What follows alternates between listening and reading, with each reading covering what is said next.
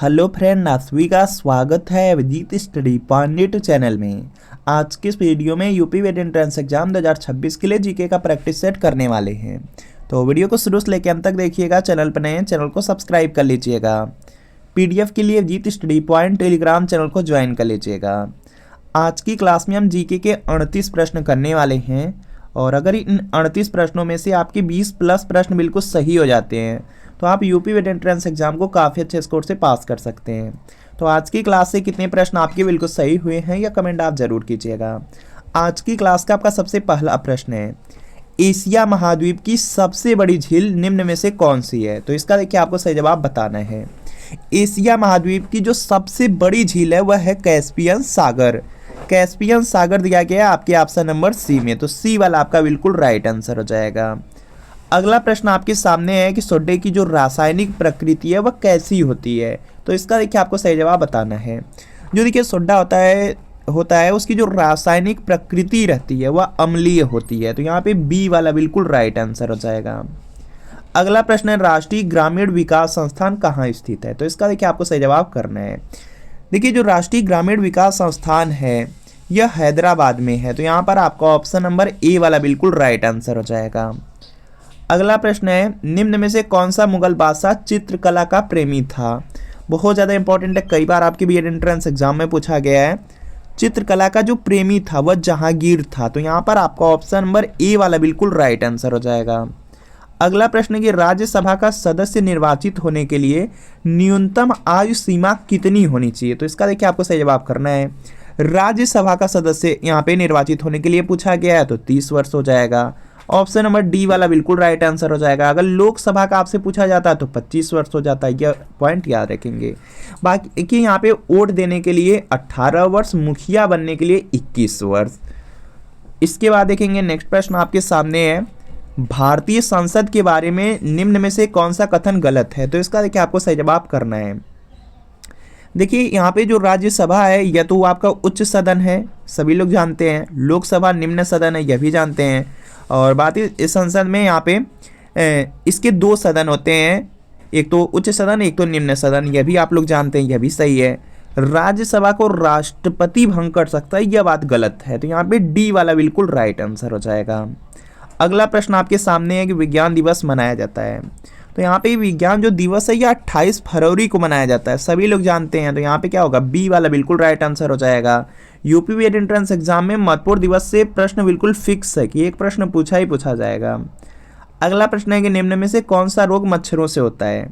तो यहाँ पे इसका राइट आंसर हो जाएगा। देखिए जो मच्छर से होने वाले रोग हैं उसमें डेंगू होता है, आप लोग सुने होंगे कि डेंगू मच्छर से हुआ है, मलेरिया होता है, फाइलेरियासिस भी होता है मच्छर से ही, तो यहाँ पे ये सभी वाला सही होगा, डी वाला बिल्कुल राइट आंसर हो जाएगा। ये सभी के सभी रोग मच्छर से ही होते हैं। अगला प्रश्न आपके सामने है, निम्नलिखित में से किस देश की संसद का नाम पार्लियामेंट है? तो यहाँ पे इसका राइट आंसर हो जाएगा। देखिए जो पार्लियामेंट है वह ऑस्ट्रेलिया, कनाडा और जो ब्रिटेन है इन सभी की संसद का नाम पार्लियामेंट है, तो यहाँ पे डी वाला राइट आंसर होगा। जो भारत की संसद है उसका नाम संसद ही है। और पूछा जाता है जापान की संसद का नाम, जापान की संसद का नाम डायट है, यह बीएड में 2 बार पूछा गया है। अगला प्रश्न है कि जादूगोड़ा निम्न में से किसके लिए प्रसिद्ध है? तो यहाँ पे इसका राइट आंसर हो जाएगा। देखिए जो जादूगोड़ा है वह यूरेनियम के लिए फेमस है, तो यूरेनियम बी वाले में दिया गया है, तो बी वाला आपका राइट आंसर हो जाएगा। अगला है, मौसमी घटनाएं वायुमंडल की किस परत में घटित होती हैं? तो यहाँ पे इसका राइट आंसर हो जाएगा क्षोभ मंडल में। जो मौसमी घटना है वह वायुमंडल के क्षोभ मंडल में होता है, तो सी वाला राइट आंसर होगा। निम्नलिखित में से किसकी अधिकता के कारण चॉकलेट स्वास्थ्य के लिए हानिकारक हो सकते हैं? तो यहाँ पे इसका राइट आंसर हो जाएगा निकिल के कारण। चॉकलेट में निकिल पाया जाता है और उसी के वजह से यह स्वास्थ्य के लिए हानिकारक होता है, तो यहाँ पे ए वाला राइट आंसर है। अगला है, 38वीं समानांतर रेखा निम्न में से किन देशों को विभाजित करती है? तो यहाँ पे इसका राइट आंसर हो जाएगा उत्तर कोरिया और दक्षिण कोरिया को। 38वीं यहाँ पे समानांतर रेखा है, तो यह उत्तर कोरिया और जो दक्षिण कोरिया है इसी को विभाजित करती है, तो सी वाला राइट आंसर हो जाएगा। बीएड में जो पूछा गया है वह भारत और चीन के बीच रेखा पूछा गया है, तो भारत और चीन के बीच जो सीमा रेखा है वह है मैकमोहन, और भारत और जो पाकिस्तान के बीच में सीमा रेखा है वह रेड क्लिफ है। इसको आप लोग याद रख लेंगे, यहाँ से प्रश्न पूछा जा सकता है। अगला प्रश्न है कि जब कई कंप्यूटर्स को एक छोटे से क्षेत्र में बिना टेलीफोन के तारों के परस्पर जोड़ दिया जाता है तो उसे क्या कहते हैं? तो वह देखेंगे कहा जाता है लैन, लोकल एरिया नेटवर्क, स्थानीय क्षेत्र नेटवर्क। तो यहाँ पे सी वाला बिल्कुल राइट आंसर हो जाएगा। अगला है भारतीय राष्ट्रीय कांग्रेस का प्रथम मुस्लिम अध्यक्ष कौन था? तो यहाँ पे इसका राइट आंसर हो जाएगा बदरुद्दीन तैयब जी थे। ऑप्शन नंबर सी वाला बिल्कुल राइट आंसर हो जाएगा। भारतीय राष्ट्रीय कांग्रेस दिया गया, इसकी स्थापना 1885 में एओ ह्यूम के द्वारा किया गया था। यह पॉइंट याद रखेंगे। भारतीय राष्ट्रीय कांग्रेस के जो प्रथम अधिवेशन की अध्यक्षता है व्योमेश चंद्र बनर्जी ने किया था। यह भी पॉइंट आप लोग याद रखेंगे। इसके बाद देखेंगे नेक्स्ट प्रश्न आपके सामने स्क्रीन पर है, राजस्व विभाग के किस अनुभाग में बजट का प्रावधान है? तो यहाँ पे इसका राइट आंसर हो जाएगा जो अनुभाग 3 है, तो यहाँ पे बी वाला राइट आंसर होगा। विश्व बैंक, जिसे अंतर्राष्ट्रीय पुनर्निर्माण तथा विकास बैंक भी कहते हैं, वह कहाँ स्थित है? तो यहाँ पे इसका राइट आंसर हो जाएगा यहाँ से वह वाशिंगटन डीसी में है। तो यहाँ पे क्या होगा आपका ऑप्शन नंबर बी वाला बिल्कुल राइट आंसर हो जाएगा। जो वर्ल्ड बैंक है उसी की बात की जा रही है तो वाशिंगटन डीसी होगा। देवदास उपन्यास के लेखक हैं, तो यहाँ पे इसका राइट आंसर हो जाएगा शरत चंद्र चटर्जी हैं। यह भी बहुत इंपॉर्टेंट है, तो यहाँ पे क्या होगा ए वाला राइट आंसर होगा। देवदास जो उपन्यास है उसके जो लेखक हैं शरत चंद्र चटर्जी हैं। अगला है नककटैया मेला कहाँ लगता है? तो यहाँ पे इसका राइट आंसर हो जाएगा वाराणसी में। उत्तर प्रदेश में वाराणसी है और वाराणसी में लगता है नककटैया मेला। तो यहाँ पे ए वाला राइट आंसर है। अगला है कि दूध के फटने पे कौन सा एसिड उत्पन्न होता है? तो यहाँ पे इसका राइट आंसर हो जाएगा लैक्टिक एसिड। बहुत ज़्यादा इंपॉर्टेंट है, तो यहाँ पे क्या होगा ए वाला आपका राइट आंसर हो जाएगा। अगला है कि अकादमी जो अवार्ड है, अवार्ड के नाम से प्रसिद्ध जो ऑस्कर पुरस्कार है किस क्षेत्र से संबंधित है?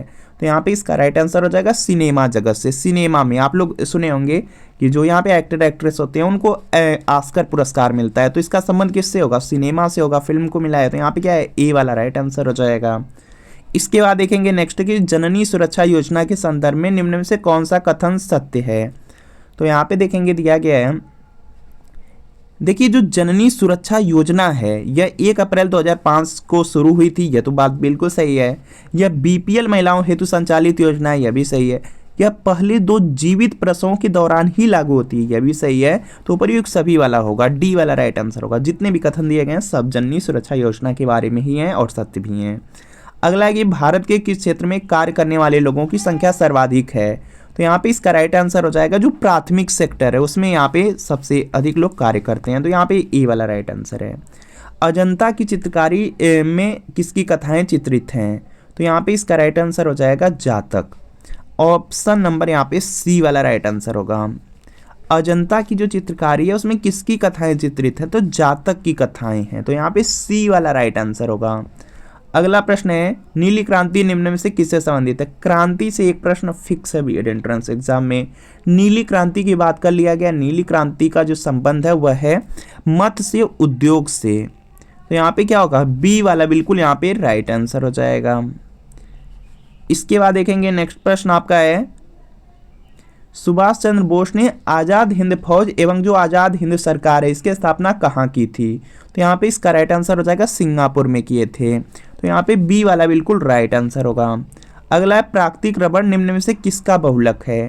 तो यहाँ पे इसका राइट आंसर हो जाएगा आइसोप्रीन का है, तो यहाँ पे सी वाला राइट आंसर हो जाएगा। अगला प्रश्न आपके सामने है भारतीय जननांकी में सबसे बड़े विभाजन का वर्ष है? तो यहाँ पे इसका राइट आंसर हो जाएगा 1921 है। ऑप्शन नंबर बी वाला बिल्कुल राइट आंसर है। अगला है निम्नलिखित में से कौन सा विद्युत का सर्वोत्तम चालक है? तो यहाँ पे इसका राइट आंसर होगा, देखिए आपसे क्या पूछा गया विद्युत का सर्वोत्तम चालक मतलब सबसे अच्छा चालक, तो यहाँ पे इसका राइट आंसर हो जाएगा चांदी है। ऑप्शन नंबर यहाँ पे बी वाला बिल्कुल राइट आंसर हो जाएगा। अगला है कि निम्नलिखित में से किस वर्ष राजस्थान में पंचायती राज प्रणाली का शुभारंभ हुआ था? तो यहाँ पे इसका राइट आंसर हो जाएगा 1959 में, और यहाँ पर देखेंगे दिया गया है बी वाले में, तो बी वाला आपका राइट आंसर हो जाएगा। अगला प्रश्न आपके सामने है कि किस देश की जो राजधानी है बुखारेस्ट है? तो यहाँ पे इसका राइट आंसर हो जाएगा पुर्तगाल की। ऑप्शन नंबर ए वाला राइट आंसर है, इंपॉर्टेंट है। अगला देखेंगे यहाँ पे प्रश्न है रथ यात्रा महोत्सव का आयोजन कहाँ होता है? तो यहाँ पे इसका राइट आंसर हो जाएगा पुरी में होता है। रथ यात्रा जो महोत्सव है उसका जो आयोजन है पुरी में होता है, तो यहाँ पे ए वाला राइट आंसर है। अगला है कि साइबर गतिविधियों के द्वारा धार्मिक अथवा राजनीतिक उन्माद पैदा करना साइबर क्राइम की किस श्रेणी में आता है? तो यहाँ पे इसका राइट आंसर हो जाएगा, यह आता है साइबर आतंकवाद की श्रेणी में। ऑप्शन नंबर ए वाला राइट आंसर है। अगला देखेंगे प्रश्न है कि राज्य मानवाधिकार आयोग के अध्यक्ष की नियुक्ति कौन करता है? तो यहाँ पे इसका राइट आंसर हो जाएगा राज्यपाल करते हैं। यहाँ पे राज्य मानवाधिकार आयोग के अध्यक्ष की बात की जा रही है तो राज्यपाल करेंगे। यहाँ पे सी वाला राइट आंसर हो जाएगा। संविधान के अनुच्छेद 279 के प्रावधान के अनुसार जो जीएसटी है, जीएसटी परिषद का गठन कौन करता है? तो यहाँ पे इसका राइट आंसर होगा राष्ट्रपति के द्वारा किया जाता है। ऑप्शन नंबर ए वाला बिल्कुल यहाँ पे राइट आंसर है। सभी लोगों को कमेंट करना है कि जीएसटी का फुल फॉर्म क्या होता है, जो कि यूपी बीएड में पूछा गया है। और जीएसटी 1 जुलाई 2017 को भारत में लागू हुई, यह पॉइंट याद रखेंगे। तो जीएसटी का फुल फॉर्म सभी लोग जरूर कमेंट करिएगा। उत्तर प्रदेश में जो दिया सलाई उद्योग है इसका प्रमुख केंद्र है, तो यहाँ पे इसका राइट आंसर हो जाएगा बरेली में है। ऑप्शन नंबर यहाँ पे बी वाला राइट आंसर है। अगला देखेंगे यहाँ पे प्रश्न है, उत्तर प्रदेश में महिलाओं की सहायता हेतु संचालित जो वुमेन पावर लाइन सेवा है इसका टोल फ्री नंबर कौन सा है? तो यहाँ पे इसका राइट आंसर हो जाएगा 1090। 1090 दिया गया है ऑप्शन नंबर ए में, तो ये वाला राइट आंसर होगा। इनमें से किस देश का राष्ट्रीय खेल तीरंदाजी है? तो यहाँ पे इसका राइट आंसर हो जाएगा भूटान देश का। ऑप्शन नंबर यहाँ पे सी वाला बिल्कुल राइट आंसर है। भारत का राष्ट्रीय खेल क्या है? हॉकी है। और यहाँ पे जो तीरंदाजी है वो भूटान का है, यह पॉइंट याद रखेंगे। तो फ्रेंड आपको बताना है कि इन 38 प्रश्नों में कितने प्रश्न आपके बिल्कुल सही हुए, यह कमेंट आप जरूर कर दीजिएगा। और अगर यूपी बीएड एंट्रेंस एग्जाम की तैयारी कर रहे हैं तो आप लोग यहाँ पे प्रीवियस ईयर पेपर ले सकते हैं। जैसे यूपी बीएड एंट्रेंस एग्जाम है उसमें 200 प्रश्न आता है, 400 नंबर का एग्जाम होता है, उसमें जीके के 50 प्रश्न रहते हैं। 50 में देखेंगे लगभग आपके यहाँ पे 30 से 35 प्रश्न आपका प्रीवियस ईयर पेपर से ही पूछा जाता है। हिंदी में भी 50 प्रश्न रहेंगे, 35 से 40 प्रश्न प्रीवियस ईयर पेपर से। रीजनिंग में भी 50 प्रश्न रहता है, 35 से 40 आपका प्रीवियस ईयर पेपर से, सिर्फ डिजिट बदला रहेगा। बाकी यहाँ पे सब्जेक्ट में आर्ट साइंस कॉमर्स कुछ भी हो, 50 में देखेंगे लगभग 25 से 30 प्रश्न प्रीवियस ईयर पेपर से। तो यूपी बीएड के लिए प्रीवियस ईयर पेपर आप लोग ले सकते हैं। और यह यूपी बीएड एंट्रेंस एग्जाम के लिए प्रीवियस ईयर पेपर है। इसमें 2011 से लेकर 25 तक का पूरे 15 साल का पेपर मिलेगा और आंसर की के साथ मिलेगा और एक्सप्लेनेशन, सॉल्यूशन, व्याख्या सब कुछ रहेगा। और सभी सब्जेक्ट रहेंगे जैसे आपका जीके, हिंदी, रीजनिंग, कला वर्ग या विज्ञान वर्ग। तो वीडियो के नीचे डिस्क्रिप्शन में चाहिए लिंक मिलेगी, लिंक को क्लिक करना है, नाम मोबाइल नंबर फिल करके सिर्फ 30 रुपये का पेमेंट करना है। जैसे 30 रुपये का पेमेंट करेंगे तुरंत प्रीवियस ईयर पेपर का जो PDF होगा डाउनलोड हो जाएगा। इससे तैयारी कर लेंगे, यूपी बीएड एंट्रेंस एग्जाम में बहुत ज़्यादा हेल्प मिल जाएगी। और अगर लिंक से परचेज करने में कोई प्रॉब्लम आ रही है या डायरेक्ट आपको व्हाट्सअप से ही परचेज करना है तो इस व्हाट्सएप नंबर पर आपको व्हाट्सएप पे मैसेज करना है UP BEd entrance previous year paper, art या साइंस लिख करके आपको को मैसेज करना है। जैसे मैसेज करेंगे रिप्लाई किया जाएगा। सिर्फ 30 रुपये की पेमेंट करनी है। जैसे ही 30 रुपये की पेमेंट करेंगे तुरंत प्रीवियस ईयर पेपर का जो PDF होगा वो आपको सेंड कर दिया जाएगा। तो इस व्हाट्सएप नंबर पर मैसेज कर लीजिए और यूपी बीएड एंट्रेंस एग्जाम की अच्छे से तैयारी कर लीजिए। इस बार आपको जरूर गवर्नमेंट कॉलेज मिलेंगे। तो मिलते फ्रेंड आपसे नेक्स्ट वीडियो में।